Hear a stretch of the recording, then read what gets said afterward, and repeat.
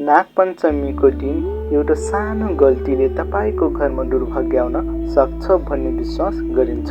तर त्यही दिन केही विशेष नियम पालना गर्नुभयो भने धन, सुख, शान्ति र भगवान शिवको विशेष कृपा प्राप्त हुने धार्मिक मान्यता छ। आखिर नागपञ्चमी अघि के कुरोमा ध्यान दिनुपर्छ, किन दुध चढाउने, के गर्न हुन्छ र के गर्न हुँदैन, अन्त्यसम्म हेर्नुहोस्, किनकि अन्तिममा धेरैले थाहा नभएको एउटा महत्त्वपूर्ण कुरा पनि बताउने छु। नमस्कार। नागपञ्चमी हिन्दू धर्मको अनन्त पवित्र पर्व हो। यस दिन नाग देवताको पूजा गरिन्छ र भगवान शिवको विशेष कृपा प्राप्त हुने धार्मिक विश्वास छ। तर धेरै मानिसले पूजा त गर्छन्, तर पूजा गर्नुअघि जान्नै पर्ने केही महत्त्वपूर्ण कुरा भन्ने थाहा पाउँदैनन्।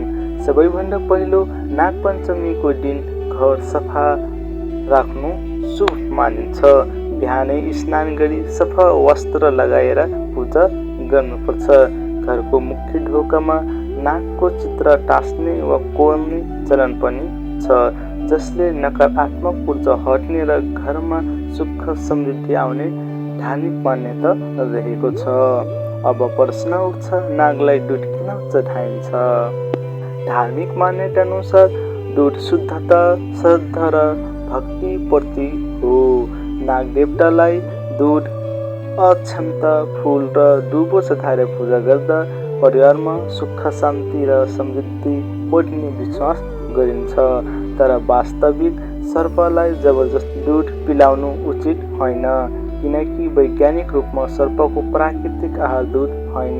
त्यसैले श्रद्धापूर्वक प्राप्तिआत्मक रूपमा पूजा गर्नु नै उचित मानिन्छ।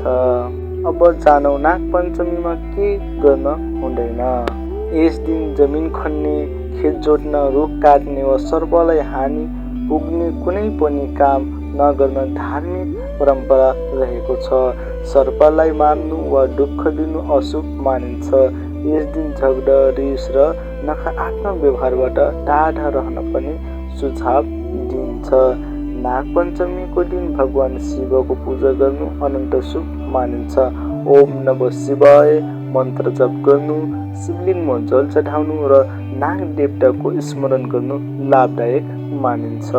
धेरै मानिसलाई थाहा नभएको अर्को कुरा के हो भने नागपञ्चमी केवल सर्पको पूजा गर्ने दिन मात्र होइन, यो प्राकृतिक जैविक विविधता र सबै जीवनप्रति सम्मान व्यक्त गर्ने सन्देश दिने पर्व पनि हो। सर्पले वातावरणीय सन्तुलन कायम राख्न महत्त्वपूर्ण भूमिका खेल्छन्, त्यसैले उनीहरूको संरक्षण गर्नुपर्ने हाम्रो दायित्व हो। यदि तपाईँले श्रद्धा, सफा मन र यही विधिबाट नागपञ्चमीको पूजा गर्नुभयो भने धार्मिक विश्वासअनुसार घरमा सुख, शान्ति, सकारात्मक ऊर्जा र भगवान शिवको आशीर्वाद प्राप्त हुने मान्यता छ।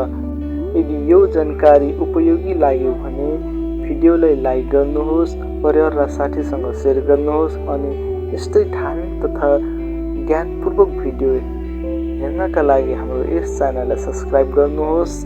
कमेन्ट बक्समा जय नागदेवता, हर हर महादेव लेख्नुहोस्। धन्यवाद।